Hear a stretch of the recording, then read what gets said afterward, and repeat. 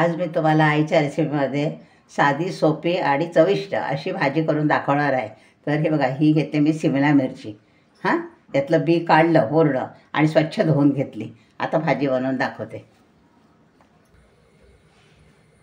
हे बघा, आता जिरे टाकते। हां, तेल टाकलं की जिरे टाकते आणि कांदा टाकते। हे बघा, फोडणीला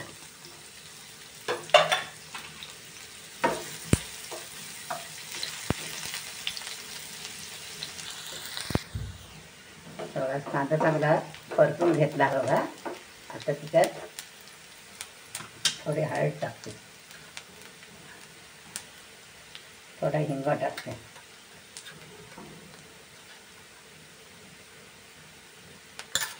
तिखट, हां, मीठ हे टाकलं। आता ही चिरलेली, आपण बारीक चिरलेली शिमला मिरची टाकते बघा।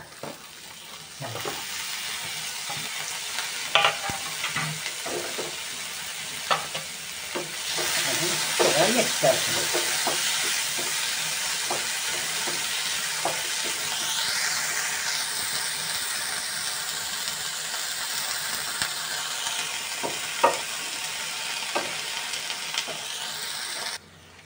हे बघा, आता व्यवस्थित मी परतून घेतली।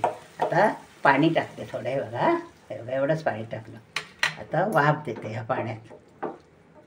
हे बघा, आता एक झाकण ठेवते, देते। हां, काय झालं की पटकन मिरची तयार। त्या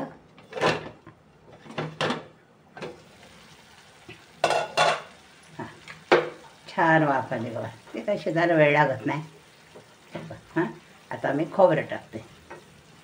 हे बघा, दाखवते बघा, हे बघा शिजते। आता खोबरं टाकते बघा।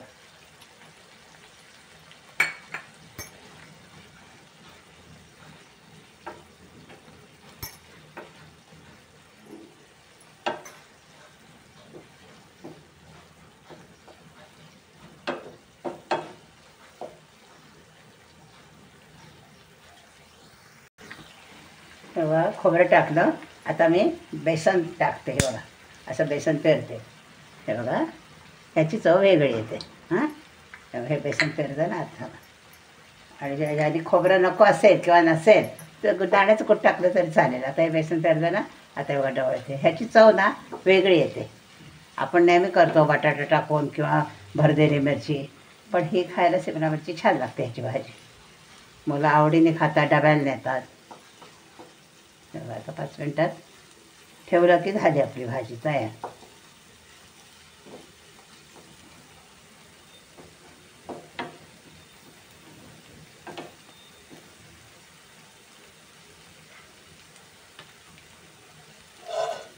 थोडं झाकण ठेवतो, म्हणजे बेसन टाकलं म्हणजे वाफ येईल त्याला। हे बघा, आता आपली बघा वाफ आली ना। हे बघा, हां, छान वाफ आली। हे बघा ना, आपल्या घरी आपली शिमला मिरचीची भाजी बेसन पेरून तयार। हे बघा, खाण्यासाठी। हे बघा, किती छान दिसते ना।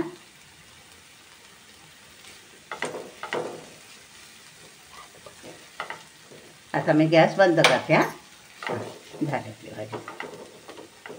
तुम्ही जरूर करून बघा, तुम्हाला नक्की आवडेल। आणि माझ्या रेसिपीला लाईक करा, शेअर करा, सबस्क्राईब करा। धन्यवाद।